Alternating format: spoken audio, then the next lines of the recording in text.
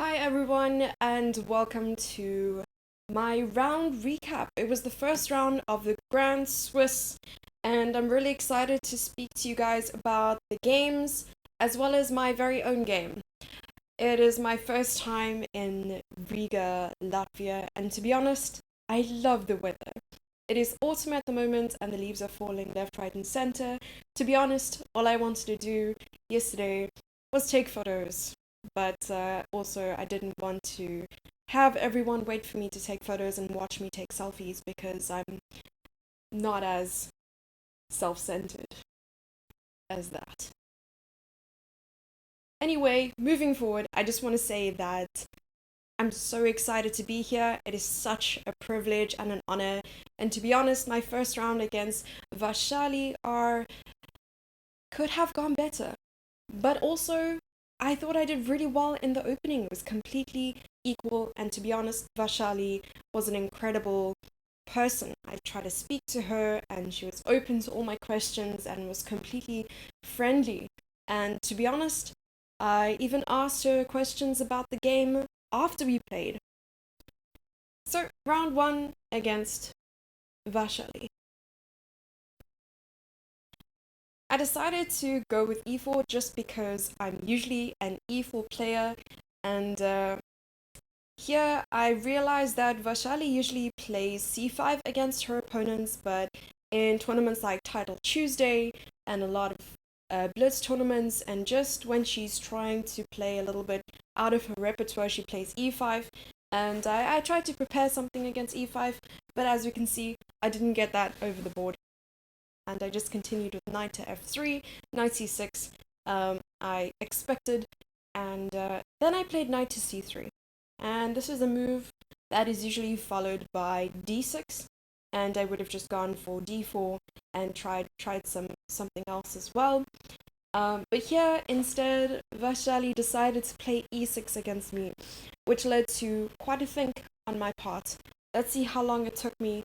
It took me 4 minutes to come up with d4. And I think the one thing I was worried about was bishop to b4 at some stage, but over here I think it's still an opening, it's normal. And over here decided to capture on c6, getting rid of the knight so that I could easily play this e5 move. And once we have exchanged in the center, I think it's pretty equal. Bishop to d3, normal, and after d6, it was recommended to me that I actually take here, after which Vaishali would reply with bishop takes d6, and here I can play queen to g4. And this targets the pawn on g7 with my queen, and it also develops my queen doesn't lose any tempi compared to what I did play, which was bishop to b5. And bishop b5 was met by bishop to d7. I lost the tempo by moving the bishop twice in the opening. Definitely not recommended. But I think I was more intimidated by the queen on the dark squares, so I thought I could get rid of another pair of bishops here. So queen takes, and probably at this stage it would have been normal to just capture the pawn once again and gone with queen to g4 or something along those lines. But I didn't, unfortunately. So what I did instead was queen to e2, and it was met by rook c8.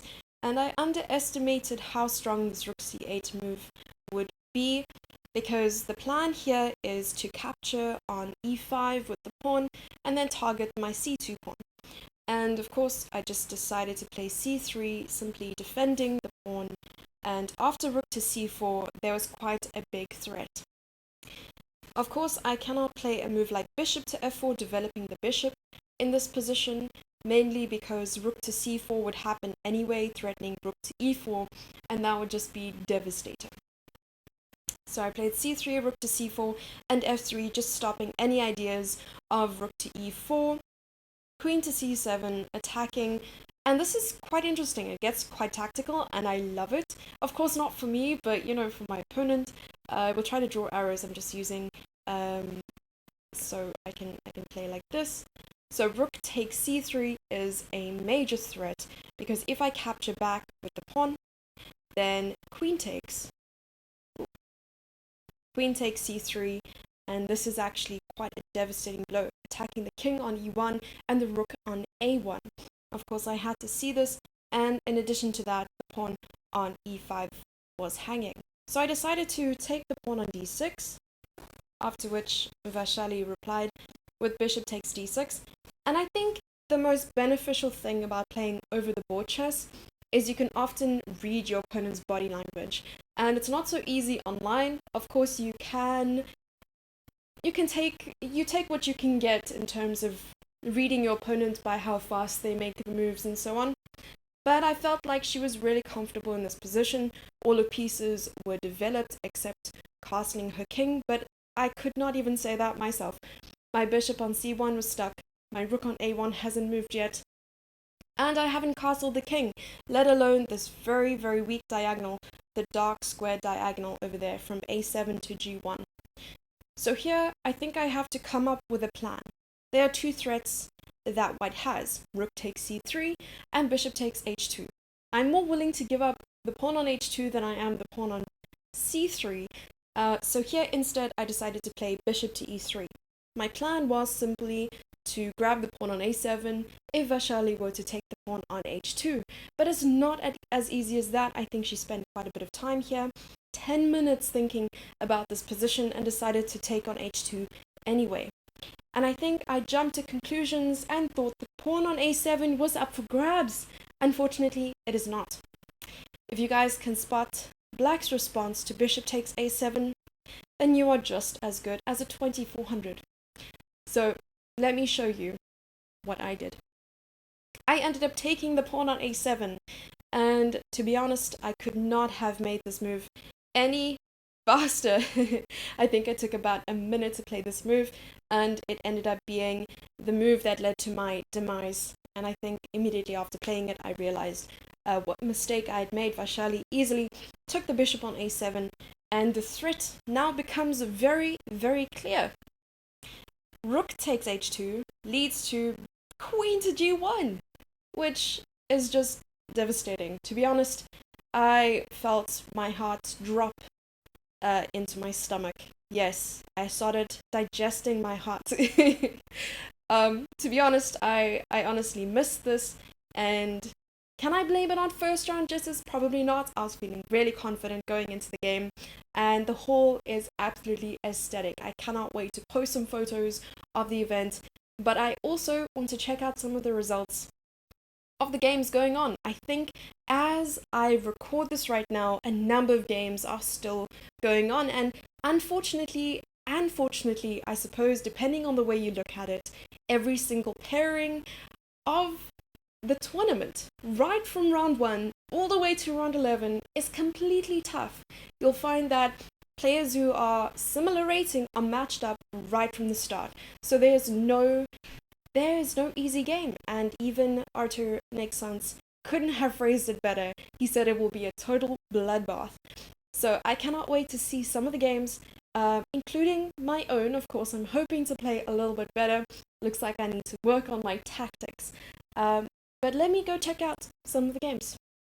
At the time of recording this, there has indeed been another decisive result in the women's section, and it is between Valentina Gunina, who is one of Russia's finest female chess players, and Hungarian Thanh Hoang. And to be honest, I'm really sorry if I mispronounce his name because my pronunciation is not so great, but I have seen her name many, many times at tournaments, and to be honest, I love both players and I cannot wait to check out the game. So it started with e4 and it went onto a French, and to be honest, I love the French defense. All of you French defense haters out there, look, it's being played at a top level. How bad can it really be? If you're a French player or you like other openings instead, do comment below. I want to know what you play. Knight to c3, so we have a normal whenever, but it was not met with bishop b4, but instead it was met with knight to f6, which I believe is the main line. Bishop to g5, bishop e7, and this is something I'm very familiar with. And this line is actually quite tricky. I've encountered it quite a lot with playing the black pieces, and you have a very big decision to make in this position. Do you take the bishop on g5, or do you leave it and not call your opponent's bluff? It is very much played. I've never seen it being played at a high level like this, but to be honest, what I usually opt for is just taking the bishop with black. And the reason why I like it is because black is a pawn up, and if black can get his pieces out or her pieces out in time, I think they can consolidate and run away with this pawn. Of course, if you are playing white pieces and you know what you're doing, of course Valentina knows exactly what she's doing. It's very obvious how it would sort of go about.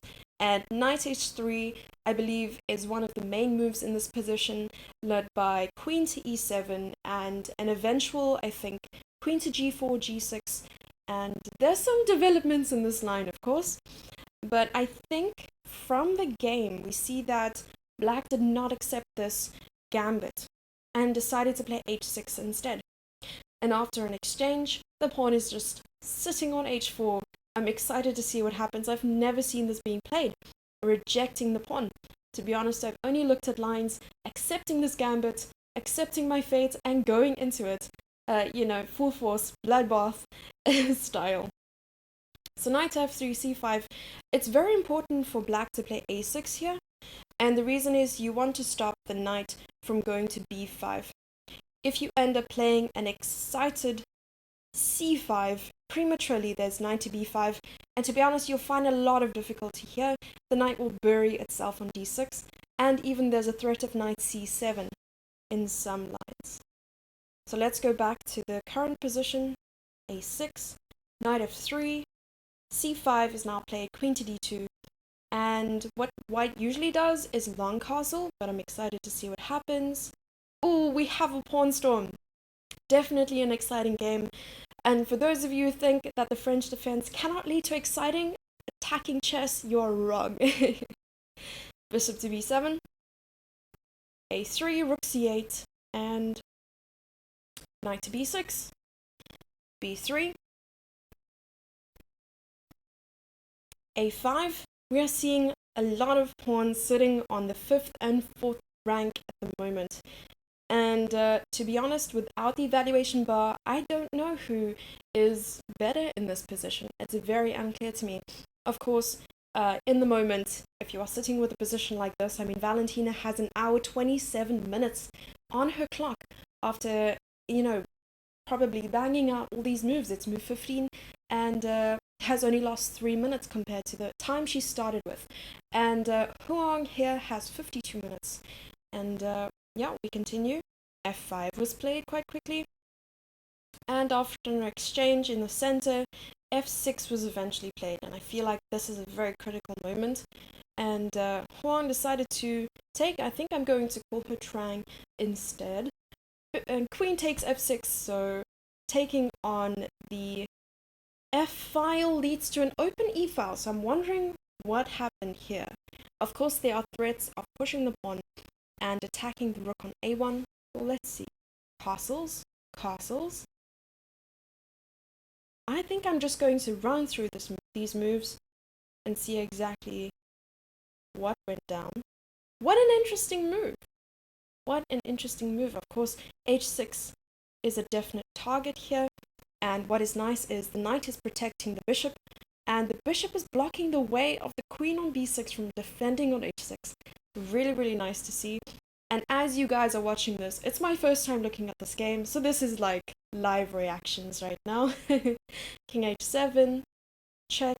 Valentina definitely has the upper hand in terms of attacking in this position, although the evaluation to me is still very unclear. Check, bishop check, probably last tries here, and taking on e6. Queen threatening on h7 mate, and I believe that was the last move on the board as well, and the towel was thrown in. To be honest, what exciting chess, and I'm probably going to use this game to prepare for future, challenges against the French, because I'm always encountering the French as a white, not really getting as many opportunities with black to play it, but here we are, quite interesting. Let's check out the open section. At the time of recording this, I can see that all results in the open section have led to a draw. Quite a few players have finished their games, but let's take a look at the one on the highest board possible with the results so far. And there is Hans Niemann from America, who I know has been traveling through Europe trying to get a better rating after achieving his Grandmaster title and completing his academic schooling after 18 years old. Is probably trying to, just grind the chess. And we have MVL playing black pieces, Maxime Vaishali R, one of the world's top chess players from France. So let's take a look. Knight f3, and probably once again my understanding of the games will not be top tier, but I will try my best to commentate or at least analyze these games as I am seeing them. A queen exchange, early queen exchange, and we're seeing double isolated pawns on the c file for black, but probably not a problem if you have a very active position. As black does, black has compensation for these two isolated pawns on a7 and c6, and that compensation is the bishop pair, and also probably a safer king. Even though it's an endgame, minor pieces can be tricky to deal with if your king is still in the center. So let's take a look. King to e7, he decides to put his king in the center as well. And rook to d8, bishop back. And we're just seeing some normal moves, some exchanges, a lot of exchanges happening.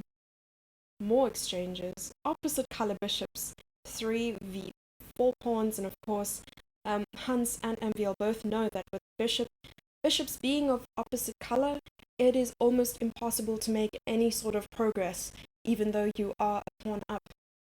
So I'm going to be waiting at my computer, hoping to see some more results. But thank you so much for watching the analysis and catching up with me. This was the first round of the Grand Swiss. I will see you tomorrow.